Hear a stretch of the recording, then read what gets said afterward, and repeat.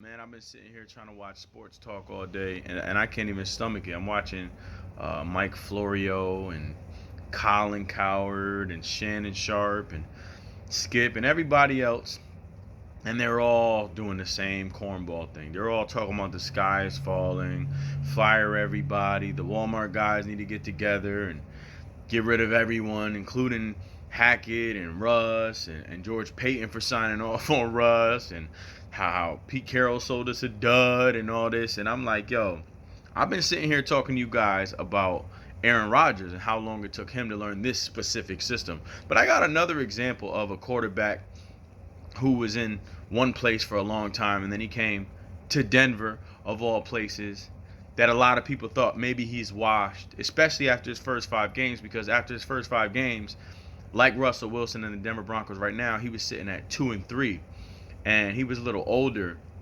and he had 4 neck surgeries. They weren't sure if he was going to bounce back and ever become that player that he was at one point.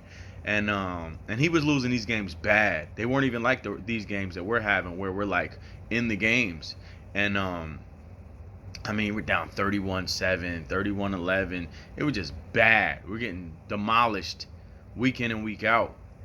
And then we start off on this Monday Night Football game for our 6th game. Kind of weird, kind of like we're about to do with our next game, Monday Night Football, against the Chargers, just like we're about to do on our Monday Night Football game next week. And that game started off no different. It actually started off probably the worst of all the games. Broncos went down 24-0 to start the game, 24-0. And you know what all these same clowns were saying? And I don't mean to call people clowns. I don't want to call them out their name. So I take that back. You know what all these same analysts were saying? The sky is falling, man. John Elway made the wrong decision. Shouldn't have got Peyton Manning. He's past his prime. He's too old. I think he's washed. I think it might be too late for him. They were saying all that same stuff. But then, what happened after that? You guys remember what happened after that? All of a sudden, the Broncos go on a tear. All of a sudden, it's like it just clicked. It's like, oh, there's Peyton Manning. Oh, what could they be if they start getting this thing together? And then all of a sudden, we rally, we win the game. Probably one of the greatest comebacks in history. Certainly top 2 for Bronco fans. Drew Lock had one against San Diego too. That was pretty incredible. But he came back and won. And then you know what happened after that? The Broncos won their next 10 games after that. They went on an 11-game winning streak, hosted a playoff game. I think they had a first-round bye and everything. If it wasn't for Raheem Moore, we probably would have won the Super Bowl the first year with Peyton Manning. But it didn't start off looking like we were going to win the Super Bowl. In fact, the pundits were saying, fire everybody, just like they're doing right now. Let me tell you something about humans. They're impatient. They're impatient. We're impatient. Human beings are impatient. I'll put myself in there too. I can be very impatient. We are impatient as a species. It's unnatural for us to be patient, but it's a virtue to be patient. I just posted a quote. I think it said, patience tastes bitter, but its fruit is sweet. Hold on, man. Hold on. You have so many reasons to believe that it's going to change. Why can't Russell Wilson watch tape and go, okay, I see what I'm doing wrong. Oh, okay, I see he was open. Oh, okay. Why can't Melvin Gordon start carrying the ball with 2 hands like he did yesterday? Why can't we start getting the calls in on time and not having delayed games like we've been doing these last few weeks? Why can't we start getting KJ more involved? Because we're seeing, he's getting open, he's explosive. We need to get him involved. Why can't we make adjustments and improve? Why are we? This is what we are. We're never gonna get better. Where they do that at, yo? Football is all about adjustments. We talk about second half adjustments. In the same game, a team could be getting mollywopped and then make some adjustments and then go on a streak and win a game and they were down 24-0. But you telling me the Broncos can't take 11 days, correct some things? I saw a team give up 204 yards on the ground just a week ago. I saw that defense look lights out yesterday without Randy Gregory, without PJ Locke, without a number of guys getting hurt. Darby went out in the game. Baron Brown was going crazy, hurt his wrist in the game.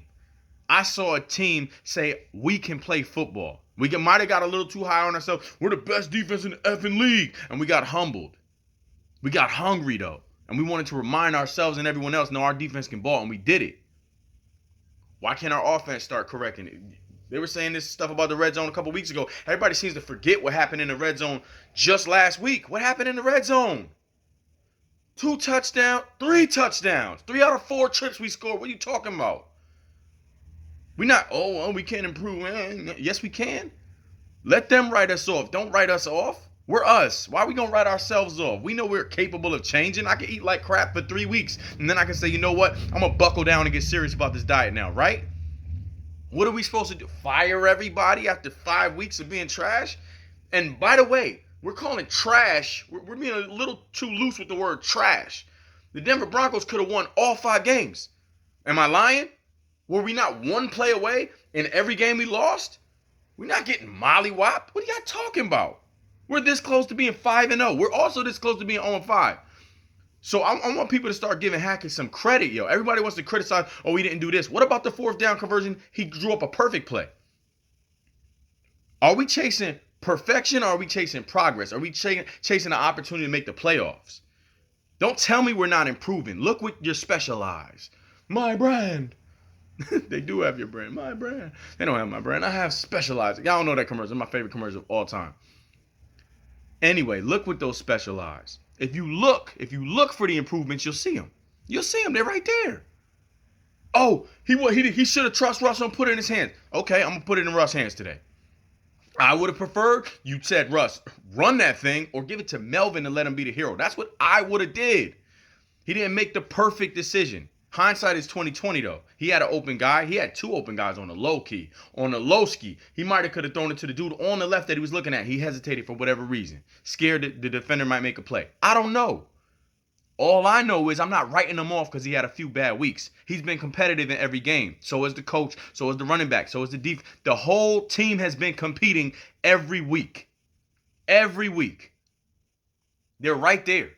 We're this close to winning games that we've lost. We're this close to being undefeated.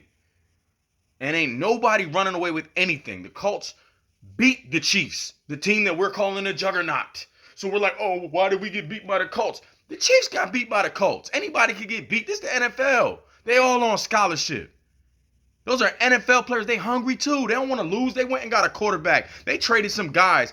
Not as much as we did. But they thought, man, this is all we need. They were in the playoffs last year, I think. You're talking about a team that's underachieving. Our defense played great. Our offense looked great at times. We made some mistakes. Be patient, man. I'm sick of it. I want to hear us acting like them. They're I don't want to call them names. They're impatient. We ain't got to be impatient. Come on, man. Get it together. Get it together. Have some patience. Remember the Peyton Manning era. Remember how that started off. Forget what I said about Aaron Rodgers. Remember Peyton era. Remember the Peyton era. He was in a Bronco uniform. I know you was watching those games. I know you remember. Think back. They all were saying we shouldn't have got rid of Tebow. Blah, blah, blah, blah, blah. John Elway's bugging. He took a gamble. It didn't pay off. Blah, blah, blah, blah, blah. I don't want to hear it. I don't want to see nobody panic, hit no panic buttons, fire no coaches, fire no GM. Stop all that. Stop it all. Our coach has done enough to put us in position to win every game. Period. That's a fact. I don't care if we won by little. He put us in position to win every single game.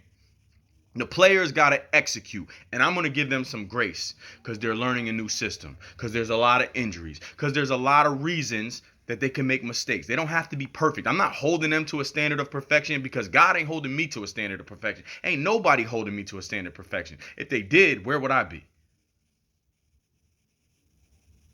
Russell Wilson is a solid football player. I believe Russ is going to bounce back. And I believe that football teams can start off 2-3 and still go crazy. Keep the faith, stay patient, and don't be like them.